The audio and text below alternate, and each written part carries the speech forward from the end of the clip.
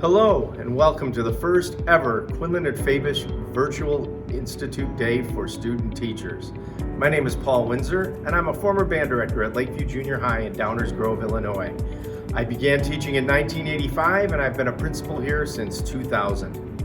In my presentation today, I'd like to talk to you about the application and interview process for music teaching positions. This is our band room. This once bustling place has now become a location for our band directors to give virtual lessons to our students.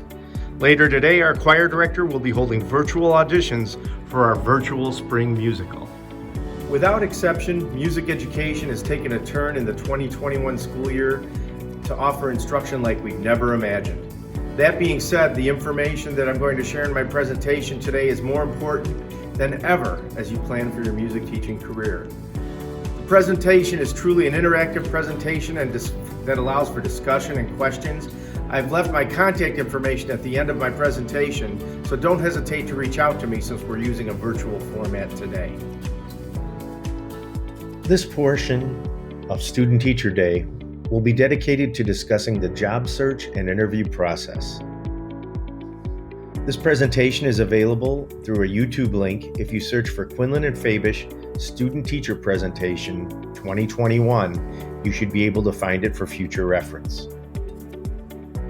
There are 3 steps in the process of finding a job: finding job vacancies, the application process, and the interview process. We will address each of these in today's presentation.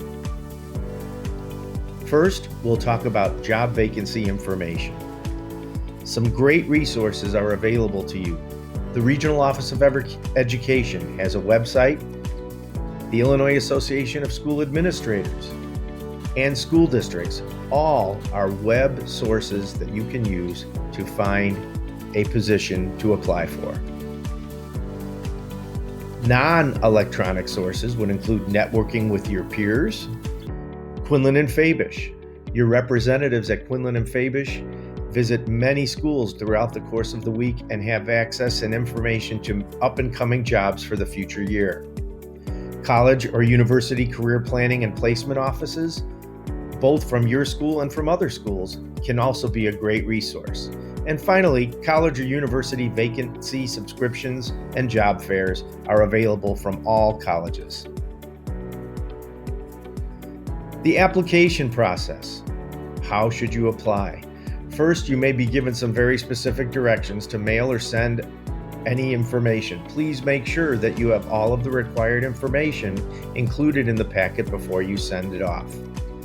Most schools now use an online tool called Frontline, previously called AppleTrack, and it's usually linked right on the school's webpage. On that site, you are able to upload cover letters, resumes, transcripts, teaching certificates, and references. I strongly suggest that you do all of your work in Word or Docs documents so you have it saved, you can spell check it, and use it in future applications, as many of the questions that are on the applications are redundant from school district to school district. You will also be asked to submit a resume at this time during the application process. Your resume should be no more than 1 page long, if at all possible. It should include general information like your name, your address, and phone numbers. Always use a cell phone contact. What your objective is, much like your cover letter, a 1-line brief statement. I am hoping to obtain a junior high choir position at such and such junior high. You should list your education, keeping it in sequence, where you went to school and when you went to school. What certificates you hold. Many of you will have one certificate, but some may have multiple certificates like bilingual education or special education that you may have obtained prior to getting a music degree. List the most applicable application piece first in the resume for the position that you're applying for. Your professional work experience, list in sequence with your most recent first. Don't allow for any gaps.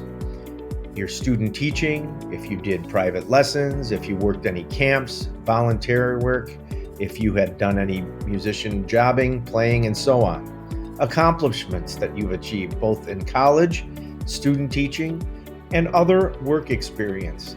It shows you've been employed.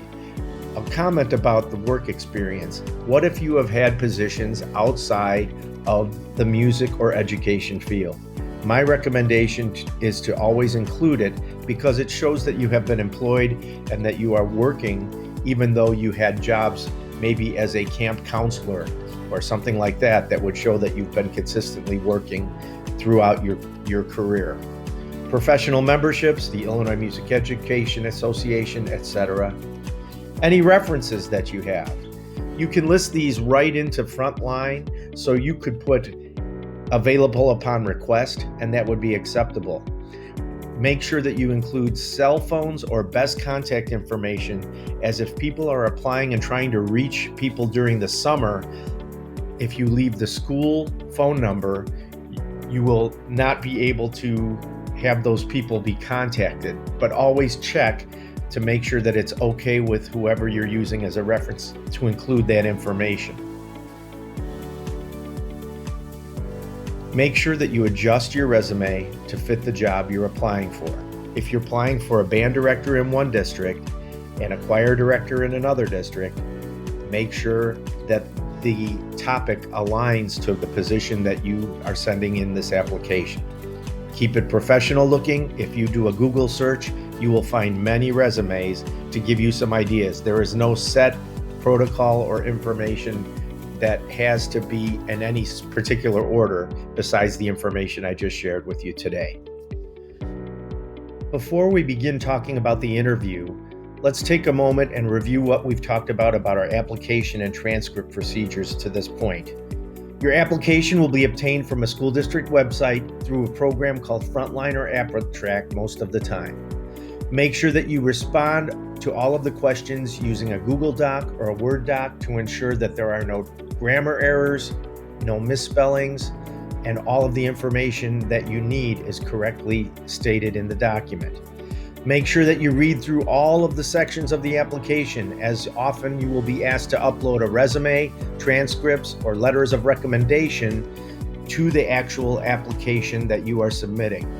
Transcripts need to be original and often need to be coming from the university college registrar directly. Teaching certificates are usually uploaded through Frontline electronically. You may have to mail a copy with the information, but some of you may be student teaching and not yet have received your teaching certificate. If that is the case, make sure you include in the application what the credentials will be listed in your teaching certificate.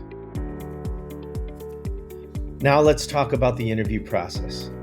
Before the interview, you need to make sure that you are available to meet on their terms and times.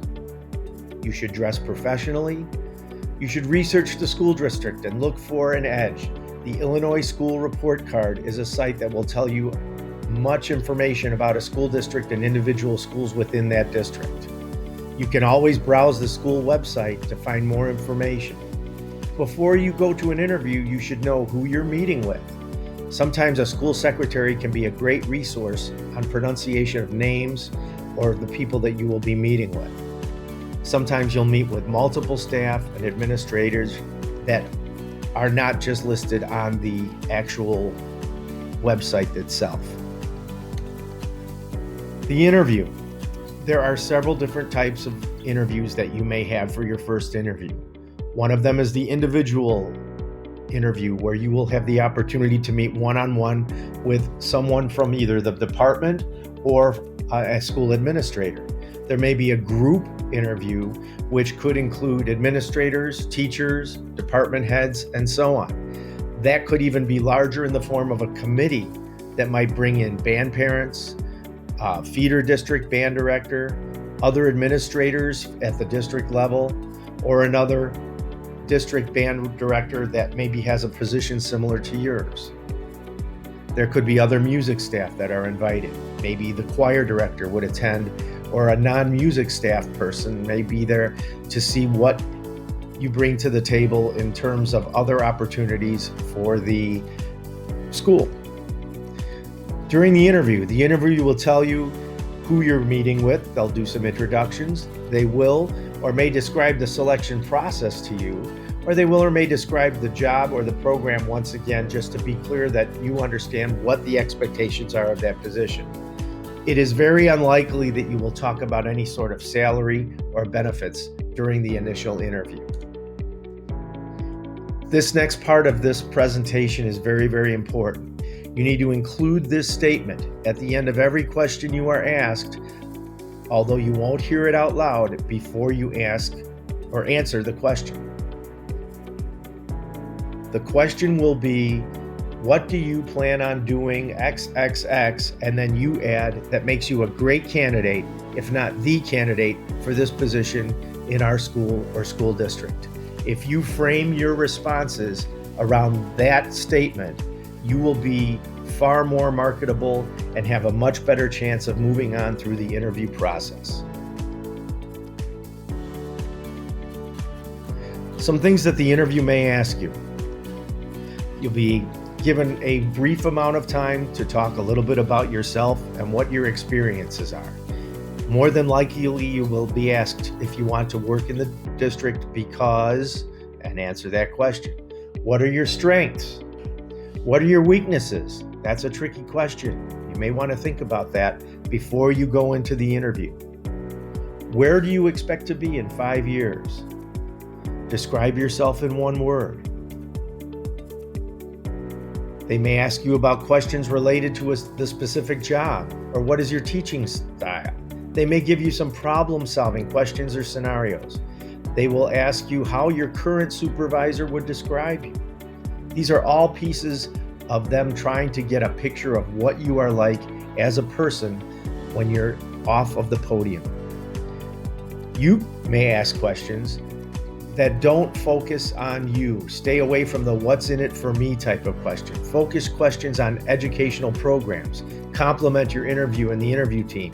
Reiterate your interest in the position during the course of the interview. After the interview, some other tips: write a thank you letter after the interview. Don't get discouraged. Importantly, don't burn any bridges. Google search yourself. Clean up your Facebook, social media accounts. Make sure that people don't find things that would discourage them from having you be an employee in their school district. If you move on to the next level, they may ask you to come back and interact with students. That could include teaching a lesson, running a rehearsal, teaching a general music class, if that was a part of your job description, play your own instrument or perform. They may ask you about your piano skills or have you perform something on piano. All of these are possible options that could happen prior to them making a final decision about who would be the candidate that they are selecting for a position. If you have any questions about this presentation, please email me at this email address, and I would be more than happy to talk to you or to reach back to you in an email to get to you. Thank you, and good luck in the teaching process and in the interview process. This concludes my presentation. Please don't hesitate to reach out to me if you have questions, and I wish you the best of luck as you pursue your teaching positions.